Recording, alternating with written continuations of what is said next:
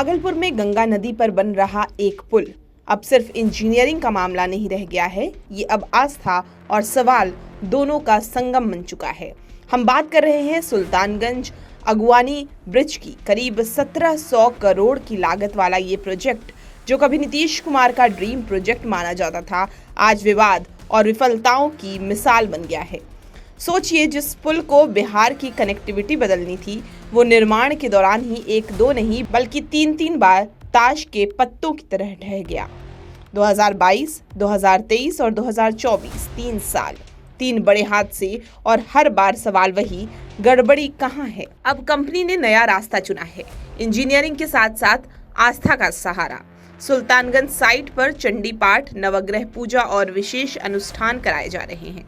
काशी से पंडित बुलाए गए हैं ताकि बाधाएं दूर हों और काम बिना रुकावट आगे बढ़े। देखिए, अभी हम लोग जो पहले हुए हैं, अब किस कारण से हुए ये कहना अभी बहुत मुश्किल है। डिज़ाइन कैलकुलेशन चल रहे हैं, सारे चीज़ों की जांच हो रही है। अब कहाँ कैसे हुआ ये तो कहना मुश्किल है, लेकिन अभी जो हम लोगों को टास्क मिला है उसमें P10, 11, 12 ये 3 वेल कैप को फिर से काट के नए बनाने हैं और उस कार्य को हम लोग तेज़ी से कर रहे हैं। और हम लोग ऐसा आशा करते हैं कि इस सीज़न में जून लास्ट तक हम लोग 2 पिलर कम से कम खड़ा करके लोगों को दिखाएं कि हाँ, नए काम शुरू हो गए फिर से। बाकी भी बीच में 3 कुएँ रखने की बात हो रही है, P2A, P3A और P4A, उसकी भी कार्रवाई चल रही है। डिज़ाइन ड्राइंग चेक हो रहे हैं, बहुत जल्दी वो भी 3 कुएँ अलग से रखे जाएंगे। बाकी जो P7 और P8 है, ये तो ठीक हैं, ये तो लगे हुए हैं। इसमें जो कमी बेसी है उसकी जाँच चल रही है, उसको भी तकनीकी रूप से सक्षम बना के आगे का कार्रवाई शुरू होगा।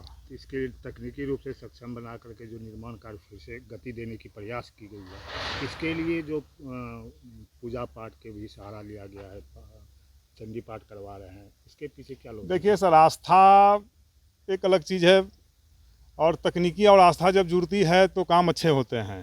तो हमारे सिंगला साहब भी बहुत धार्मिक आदमी हैं, हम लोग भी सिंगला साहब के साथ पिछले 17 साल से जुड़े हुए हैं और धीरे धीरे हम लोग भी अब उस रास्ते पे आ गए हैं। तो हम लोगों की एक आस्था ज़रूर है कि हाँ, पूजा पाठ होने से कुछ तो विघ्न दूर होंगे, कुछ है तभी तो ऐसा हुआ। क्योंकि अभी हम लोग जस्ट अंटा सिमरिया ब्रिज बना के आ रहे हैं, वहाँ तो ऐसे कोई प्रॉब्लम आई नहीं। यानी कंपनी का साफ कहना है, रीडिजाइन से मजबूती आएगी, लेकिन साथ में भगवान का आशीर्वाद भी जरूरी है। लेकिन सवाल ये है कि क्या सिर्फ पूजा पाठ से पुल खड़ा हो जाएगा, या फिर ये उन तकनीकी खामियों और संभावित भ्रष्टाचार से ध्यान हटाने की कोशिश है जो बार बार इस प्रोजेक्ट को गिरा रहे हैं। कि आप लोग कितने आदमी और कहां से आए हुए हैं और क्या कार्यक्रम कर रहे हैं? 7 लोग हम लोग आए और काशी से आए हैं और यहाँ पे भगवती की आराधना, चंडी पाठ का और भगवान विश्वकर्मा जो निर्माण कार्य में जिसके देवता हैं विश्वकर्मा भगवान, उनकी प्रसन्नता के लिए और वास्तु किसी भी चीज़ का, चाहे मकान हो चाहे कुछ भी हो, तो उनके जब वास्तु भगवान प्रसन्न रहते हैं तो कार्य अत्यधिक जो है जल्दी होने लगते हैं।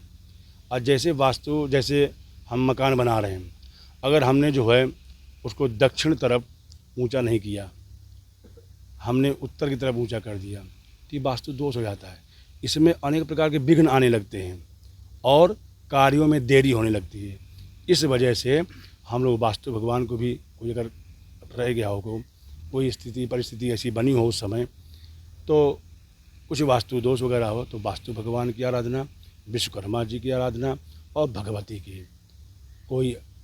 कई भी तत्व रहते हैं, हमारे श्मशान घाट वगैरह भी हैं, तो ऐसे में हमारी भगवती जो है दुर्गा जी बड़ी सहायता करती हैं।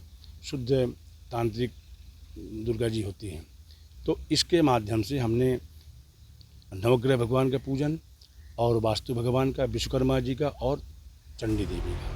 अब इंजीनियरिंग और आस्था दोनों साथ साथ चल रहे हैं। एक तरफ नया डिजाइन, नए पिलर, दूसरी तरफ गंगा पूजन और महाआरती। लेकिन जमीनी सच्चाई ये है कि 2015 में शुरू हुआ ये पुल अब 2028 तक खिंच चुका है।